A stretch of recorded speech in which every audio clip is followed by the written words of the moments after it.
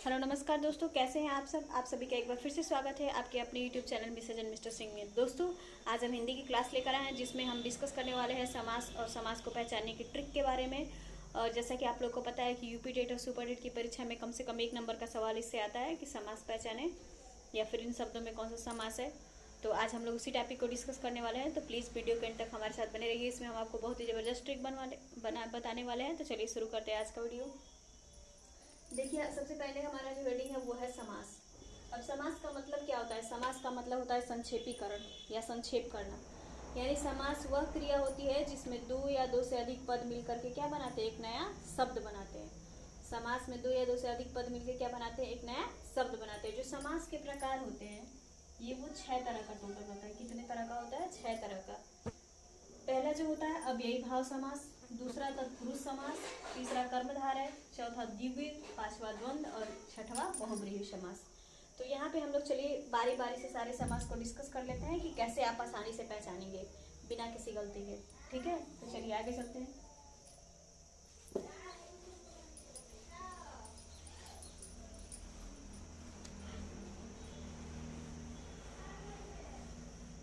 तो चलिए, हमारा पहला समास है अव्ययी भाव समास।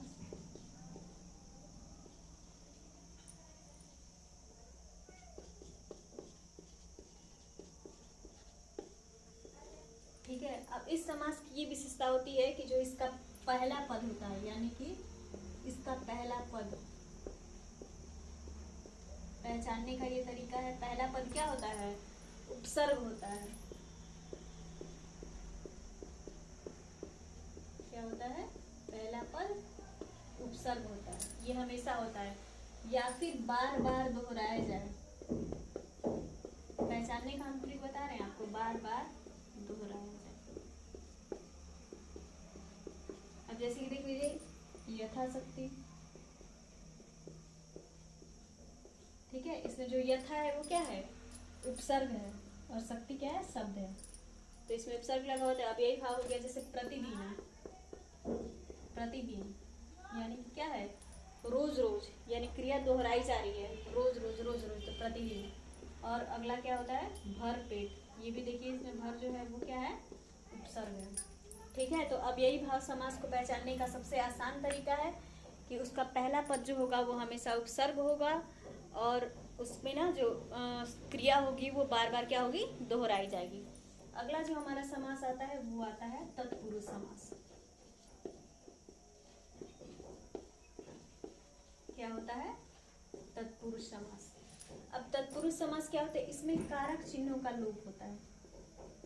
यानी आप जब भी उस शब्द को तोड़ेंगे तो आपको कारक चिन्हों का लोप पता चलेगा कि कारक चिन्ह इसमें छुपे हुए हैं।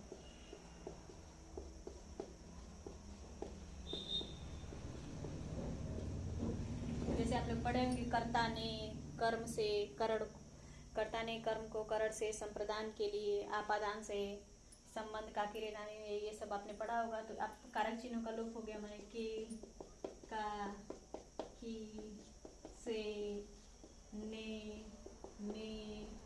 पर, ये सब, इन सब का क्या होता है? लोप होता है। जैसे कि मान लीजिए, अब हमने एग्जाम्पल इसका दिया हुआ है। जैसे मान लीजिए हमने बोला राजपुत्र। ठीक है, तो राजपुत्र का मतलब क्या हुआ? राजा का पुत्र। यानी यहाँ पे इसको हम लोग अगर तोड़ते हैं तो क्या आएगा? राजा का पुत्र। यानी यहाँ पे क्या छुपा हुआ था? का।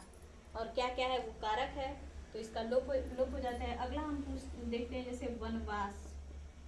अब वनवास को हम लोग तोड़ेंगे तो क्या होगा? वन में वास। किसमें वास? वन में। फिर यहाँ तक देखिए में का लोप है। तो जिस भी समास में कारक चिन्ह का लोप होगा वहां पे आंख बंद करके आपको क्या कौन सा समास लगाना है? तत्पुरुष समास। ठीक है, अगला हम लोग डिस्कस कर लेते हैं।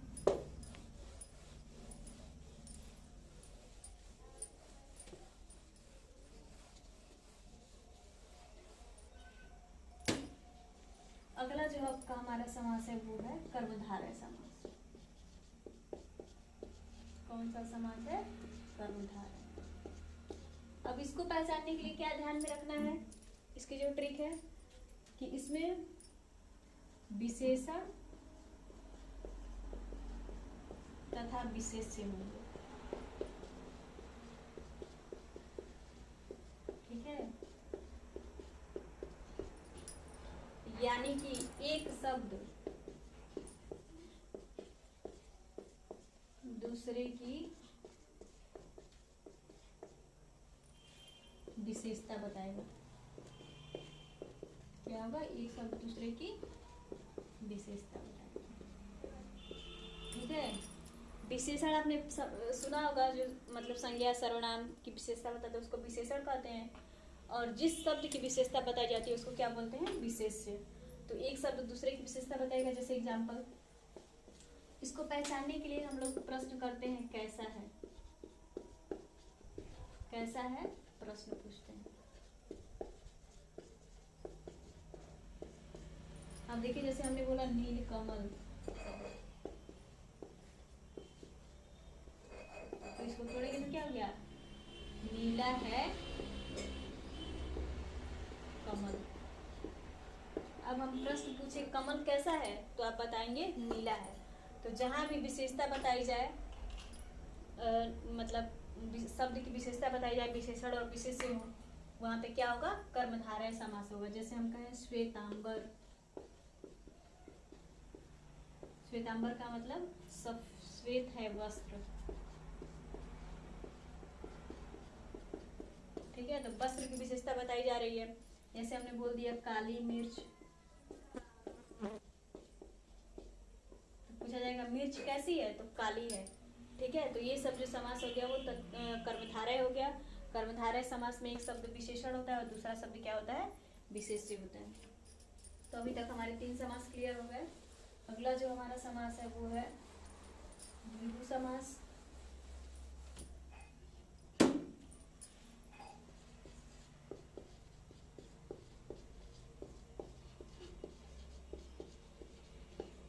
ठीक है, द्विगु समास में जो होता है वो पहला पद संख्यावाचक होता है। पहला पद क्या होता है? संख्यावाची। तथा जो पूरा शब्द होता है वो मिलके एक समूह को बनाता है। पूरा शब्द एक समूह को इंगित करता है। यानी कि क्या हो जाएगा? पहला पद हमेशा संख्यावाची होगा और पूरा शब्द क्या होगा? एक समूह को इंगित करेगा। फॉर एग्जाम्पल, हम जैसे मान लेते हैं नवग्रह। अब पहला पद संख्यावाची है 9, यानी कि 9 मतलब 9 ग्रह, यानी कि जो क्या है? 9 ग्रहों का समूह है।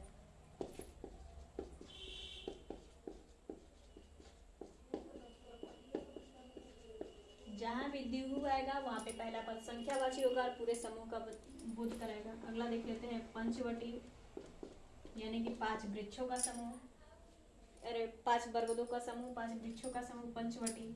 तो जहां भी पहला पद संख्यावाची होगा और पूरा शब्द एक समूह को बताएगा, वहां पे क्या होगा? द्विगु समास होगा।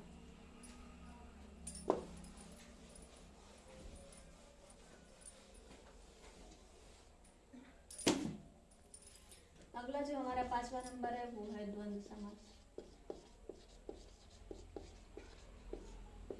ठीक है, अब द्वंद्व समास क्या होता है? इसमें दोनों पद प्रधान होते हैं।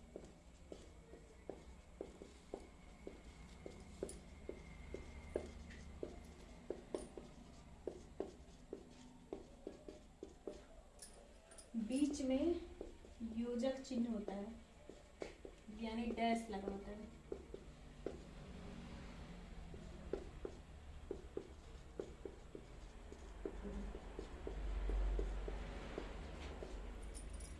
तथा और छुपा रहता है। जब भी आप उसको तोड़ेंगे तो आपको लगेगा कि उसमें और छुपा है। ठीक है, दोनों पद प्रधान होंगे यानी बराबर महत्व के होंगे, बीच में योजक चिन्ह होगा, जब आप तोड़ेंगे तो उसमें और आएगा। जैसे माता पिता, बीच में डैश लगा। अब इसको तोड़ेंगे तो क्या होगा? माता और पिता। तो ये आपका आपका क्या हो गया, द्वंद्व समास। ऐसे ही है दिन रात या फिर रात दिन, तो दिन और रात, तो ये हमारा हो गया द्वंद्व समास। द्वंद्व समास में योजक चिन्ह लगा होगा और छुपा रहेगा। अगला जो हमारा सबसे लास्ट समास है वो है बहुब्रीहि समास।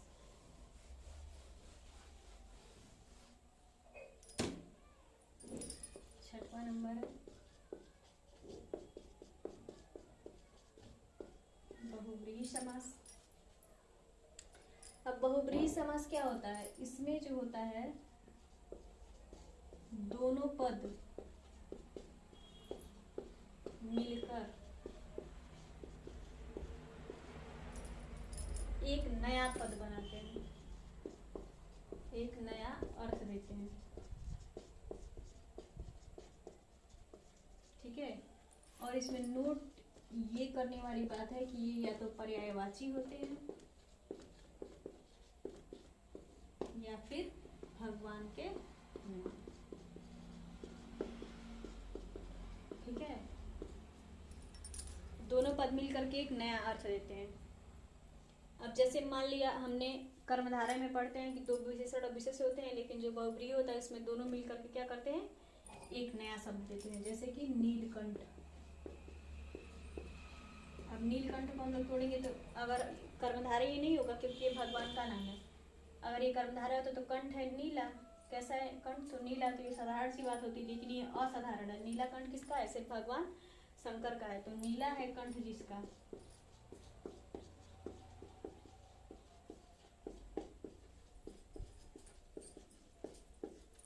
अर्थात शिव, तो ये आपका बहुब्रीहि हो गया। अब ऐसे ही है लंबोदर, यानी लंबा है उदर जिसका।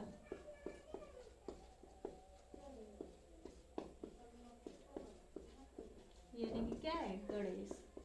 तो ये आपका बहुब्रीहि समास हो गया। बहुब्रीहि समास में दोनों पद मिलकर के एक नया अर्थ देंगे, या तो ये पर्यायवाची होंगे या फिर भगवान के नाम होंगे। तो आज की वीडियो में हमने जाना कि समास क्या है, समास कितने तरह का होता है, और जो हमने प्रकार देखा कि किस समास को किस तरह से पहचानेंगे, उसकी विशेषता क्या होती है। तो आज की वीडियो में बस इतना ही। यदि आपको हमारा वीडियो पसंद आया हो तो प्लीज़ हमारे चैनल को सब्सक्राइब कर लीजिए और साथ में बेल आइकन को प्रेस कर लीजिए। और हमारे चैनल पे यूपी टेट सी टेट की मैथ्स की क्लासें भी चल रही हैं और संस्कृत की भी, तो आप उनको भी जाकर देख सकते हैं प्लेलिस्ट में जाके। तो प्लीज़ हमारे साथ बने रहिए और हमें सपोर्ट कीजिए। वीडियो देखने के लिए बहुत बहुत धन्यवाद।